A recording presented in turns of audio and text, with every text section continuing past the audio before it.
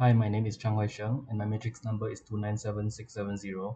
And right now, I'll be presenting for Random User API app for assignment 1 in mobile programming. So first of all, I've added this line to make API requests from the Random User API website.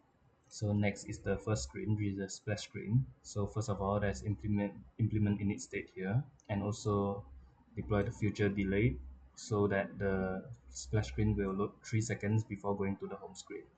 So this is the UI design here with the background color being this, and then this is the child that are aligned at the center of the screen, which are the image with the logo, and then a gap between it, and then text for the app name, and then another gap and the circular progress indicator right below it.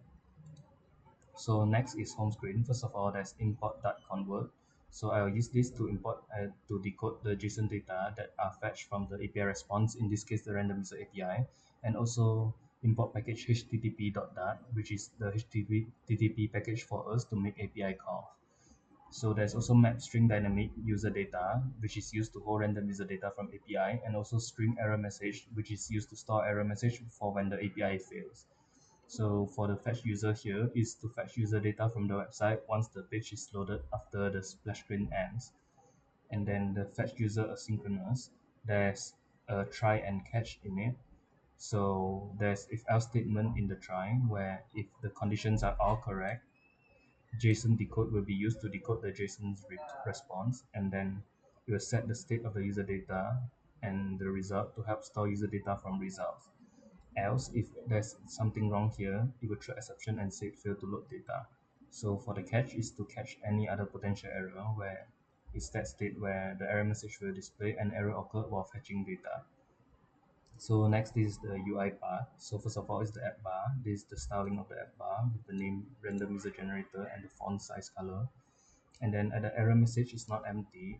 It will put the error message at the center of the screen, and then show the text and the elevated button below it that allows user to refresh and get new random data.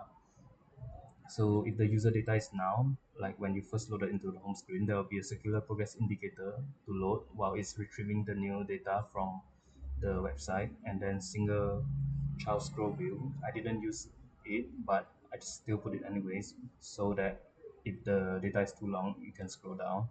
So this is the styling of the data, and then there's the circle avatar for the circle picture, and then here is to retrieve image from the random user API website, and then a gap again with info tile. So info tile, the class info tile extends stateless widget is stateless widget to show the label and their value. So the label will be name, gender, age, email, username, password, address, and the value will be the user data retrieved from the random user API. And the elevator button is same as the button earlier, is to refresh and get new random data. And finally is the widget build, which is for list style. So I'm using list style so that it shows the label at the top and bolded, while value right below it with smaller text size to make it look neat. So right now I'll run the app.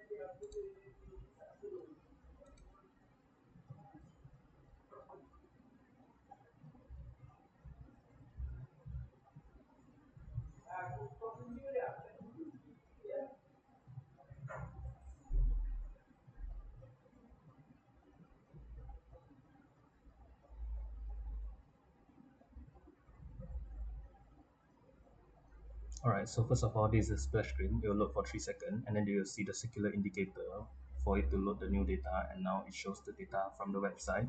So if you click the button to refresh, you'll get the new random data from the API website. And to test the exception handling, so let's say if I turn off the Wi-Fi and then I click again, so because there's no Wi-Fi connection, it can't retrieve, so it shows an error occurred while fetching data. So right now, if I solve the issue, in this case, turn the Wi-Fi on again, and then I click refresh to get new random data, it will provide me with new random data again.